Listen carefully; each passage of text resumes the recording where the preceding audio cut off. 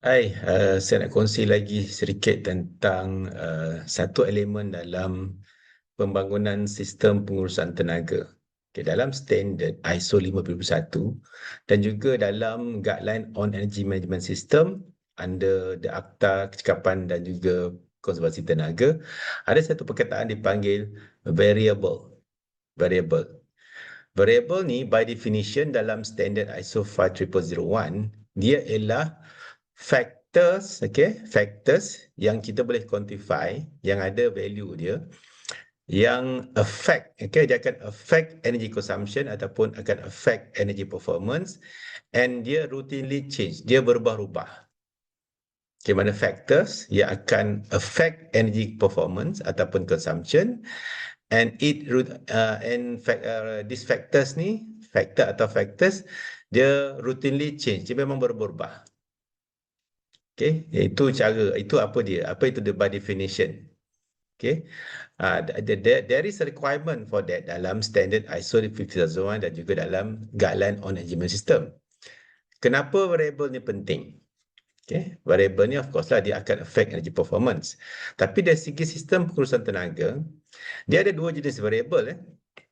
Satu variable, kita the only way untuk kita confirm apa itu variable ialah through certain kaedah statistik. Tapi some variable, dia tak perlu buat kaedah statistik. Kita boleh tahu daripada equipment itu sendiri.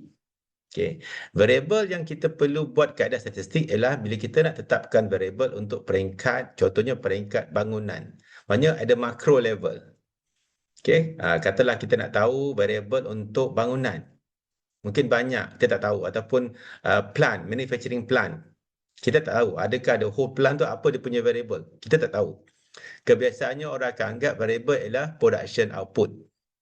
Tapi tak semuanya, berdasarkan yang saya faham dan juga knowledge saya, benda tu tak semuanya applicable.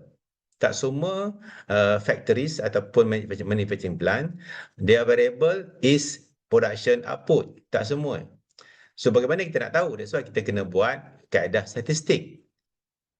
Kaedah statistik ini dah dipanggil regression analysis. Dia dalam regression analysis, kita boleh kena pasti sama ada you punya bangunan ataupun plant ni, dia ada single variable ataupun multi variable.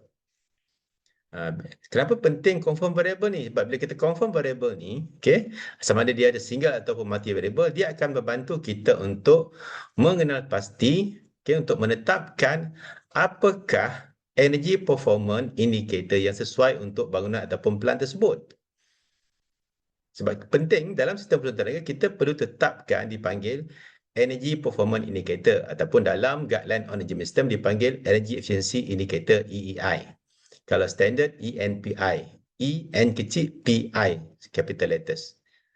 Jadi kita perlu tetapkan variable ni kena pasti so that kita boleh tetapkan apakah energy performance indicator yang sesuai untuk bangunan ataupun plant. Normally ada peringkat yang plant level, organisasi, peringkat organisasi. Tapi kalau untuk peringkat SEU, contohlah kita punya SEU tu equipment. Significant end use tu ialah equipment, boiler, chiller dan sebagainya lah. Itu tak perlu buat regression kaedah statistik. Kita hanya kena pasti apakah key operating parameters yang akan mempengaruhi penggunaan tenaga pada equipment tersebut. Tak perlu buat regression analysis. Regression analysis ini lebih kepada untuk kenal pasti variable untuk peringkat makro, peringkat organisasi. Sebab tu sebagai pengurus tenaga, mereka perlu tahulah untuk melakukan melaksanakan analisis regression ataupun regression analysis ni, dan tahu juga untuk interpret dia punya hasil. Sebab hasil ni akan memberi kita tahu sama ada kita ada single or multiple variable. Single multiple variable akan mempengaruhi apakah jenis energy performance indicator yang kita akan buat. So sebab tu penting untuk tahu ni. Sebab untuk energy performance indicator, dia ada banyak option. Dia ada, kalau ikut standard ISO 5006, ISO 5006, dia ada 4 options yang kita boleh guna sebagai energy performance indicator.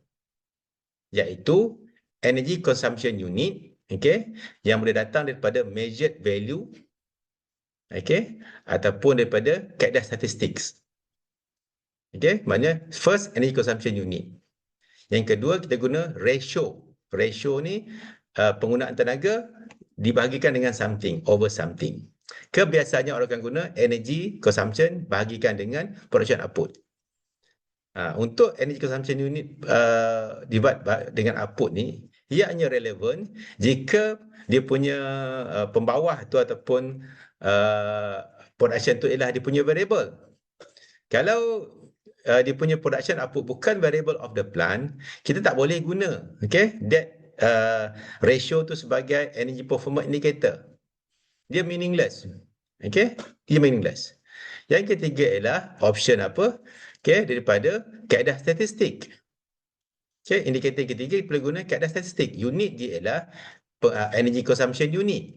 Tapi nilai yang kita gunakan tu nanti sebagai perbandingan ialah daripada model yang kita develop daripada kaedah statistik. Dipanggil regression analysis ni lah. Sama ada kita guna single variable y mx plus c ataupun y multiple variable y plus equal to m1 x1 m2 plus m2 x2 plus m3 x3 contohnya lah, plus c. Itu penting penting variable ni. Variable ni akan membantu. Further, variable ni pula, once kita confirm variable ni, satu, dia akan bantu kita untuk kena pasti apakah ENPI ataupun EEI yang sesuai. Kemudian, kita boleh bangunkan satu model, model berdasarkan confirmation of the variables ni, untuk develop the model, untuk kita forecast energy consumption. Maksudnya, apakah sepatutnya penggunaan tenaga kita pada variable tersebut. Contohnya lah. Sebab tu kita dapat confirm variable tu. Kemudian further, kita boleh guna juga model ni untuk even forecast kita punya future consumption. Kita boleh forecast, kita boleh buat anggaran penggunaan tenaga masa depan, katakanlah next 6 months, next 1 year. If kita punya variable tu ialah variable yang ada dia punya forecasted value, contohnya production. And lastly kita boleh guna hasil daripada model tu kita boleh guna even untuk kita punya energy performance measurement and verification. Kita boleh quantify energy performance improvement kita hanya dengan menggunakan model yang kita develop tadi. Kaedah dia dipanggil kaedah cumulative sum. So bagi saya pentinglah untuk kita faham apa itu variable yang dimaksudkan dalam standard ISO 501. Dia ada dalam, kalau ikut standard, dia ada dalam clause 6.3. Clause 6.3 determine variable of SU. 6.3. Kalau dalam standard, dalam guideline on energy management system under daftar, kita ada dalam guideline on energy management system. Ada satu provision untuk determine energy variable. Dalam masa kita bangunkan energy management system. Itu sajalah. Jadi perlulah kita tahu. Yang penting regression analysis ni, ia ialah kaedah statistik, dia bukan kaedah engineering, bukan teknikal. Kita boleh belajar bagaimana untuk conduct the analysis, apakah syarat-syarat data minimum yang diperlukan, apakah syarat-syarat data yang kita kena buat, kita kena normalize atau tidak dan sebagainya, apakah contoh-contoh data yang kita perlu collect untuk kita gunakan untuk analisis, apakah dia punya restriction, apakah limitation dia sebagainya. Masa bila kita nak guna, setakat mana kita boleh guna single variable, dan how to make sure kita punya model yang kita develop tu valid. How kita make sure kita dapat hasil ni, apakah kita single atau multiple variable. Masa bila kita nak go for from the single, katalah kita buat single, we didn't know the result that we want, kita masa bila kita perlu buat multiple regression analysis pula. Jadi kita perlu, sebab hasilnya itu akan menetapkan ENPI yang berbeza untuk that organizations. Sebab itu paling penting sekali, terutamanya energy manager lah, registered energy manager ni perlu tahu how to perform the regression analysis correctly, and how to interpret the result. R-square dia berapa, apa limitation dia, kalau multi-variable tu, how to look into the significant F, p-value, so-called, the result dia masa bila nak guna t-stats and all that lah. Okay, untuk kita dapatkan model yang reliable. Okay, penting. Ini bukan engineering, ini satu karakteristik. Okay, so kena bagi training lah. Okay, pergi training. So itulah saya nak share sikit tentang apa kepentingan variable dalam sistem perusahaan tenaga, terutamanya untuk kita membangunkan sistem perusahaan tenaga. Sebab kita bila selepas kita tetapkan energy performance indicator, lepas tu baru kita boleh tetapkan kita punya energy baseline. Kalau kita energy performance indicator tak betul, tak sesuai, kita akan gunakan energy baseline yang tak sesuai. Jadi hasil daripada kedua-dua yang tak sesuai ni, kita akan buat laporan yang tak menunjukkan prestasi sebenar tenaga kita. Contohnya lah, kita terus ambil kilowatt hour divided by production output as our energy performance indicator. Kalau ratio ni kan, dia the lower the better.